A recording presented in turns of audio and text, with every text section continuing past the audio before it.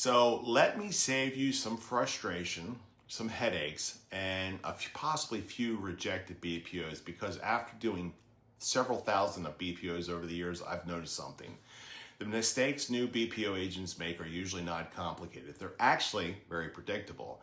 The good news is they're completely avoidable. So if you're new to BPOs, pay attention, because these 5 mistakes can cost you assignments, lower your quality scores, and keep you from getting more work. So number 1, using bad comps. This is a huge one, and I get it, sometimes they're hard to find. A lot of new agents simply grab the closest sales they can find and call it a day. The problem is that proximity doesn't automatically make the property a good comparable. You need to look at things like size, age, style, condition, location, updates, and market appeal. I've seen agents use a fully renovated home as a comp for a property that looks like it's been touched since Ronald Reagan was in office. And for you younger people, he used to be a president, not the actor. That's not a comp. This is wishful thinking. The quality of your valuation starts with the quality of your comparable sales. Number 2, not following your instructions. Banks and asset managers are very specific. They want certain photos. They want certain comments. They want things complete a certain way. And some new agents think close enough. Trust me, close enough is not close enough. The fastest way to get revisions is to ignore folks' instructions. The revisions mean more work for the same paycheck. Look, the goal is to get it right the first time, okay? Mistake number 3, weak property comments. I see this all the time. The comments section says something like this: average home in average condition. Well, thank you, Captain Obvious. That doesn't tell the client anything useful. Your comments should explain why you selected the comps, have the neighborhood effects value, what condition issues exist, and how those factors impact your opinion.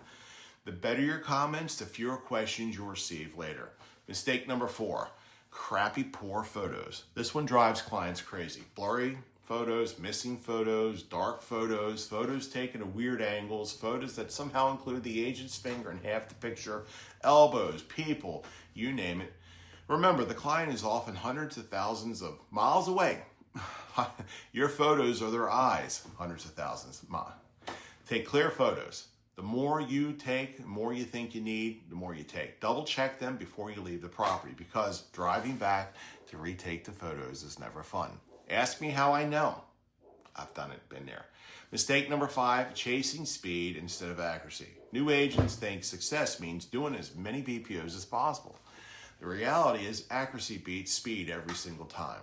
Would I rather complete a report quickly? Sure, I would. But I'd rather complete it correctly. Asset managers remember agents who consistently submit accurate reports. They also remember agents who create problems. The one that gets the more assignments, the others get fewer. You know what I'm saying? It's not that complicated. So here's the big lesson. Here's what I've learned over years of doing BPOs. Banks aren't paying for your photos. They're not paying you to fill out forms. They're paying you for judgment. This first time you'd be judgmental. They're paying you for understanding the market. They're paying you to recognize value. They're paying you to provide information that they can trust. And that's why agents who succeed in the BPO world are usually the ones who treat every report like it matters. Guess what? Because it does. A single BPO can influence a short sale decision, a foreclosure strategy, an REO listing price, or a lender's financial decision. That's a big responsibility. So if you're new to BPOs, don't worry about being perfect. Focus on being thorough. Focus on learning. Focus on choosing good comps. Focus on writing solid comments, and focus on taking great photos. And most importantly, focus on accuracy, because when you consistently produce high quality work, the assignments, they keep coming. That's how I built relationships with banks, asset managers, and distressed property clients over the years. And it's exactly why BPOs became one of the most valuable skills in my real estate toolbox. Look, I'm here to help you understand and learn about BPOs, REO, short sales, practical real estate skills that can create opportunities in the long run, long before your next commission check arrives. And trust me, Avoiding these 5 mistakes will make your BPO journey a lot easier. I'll catch you on the next video.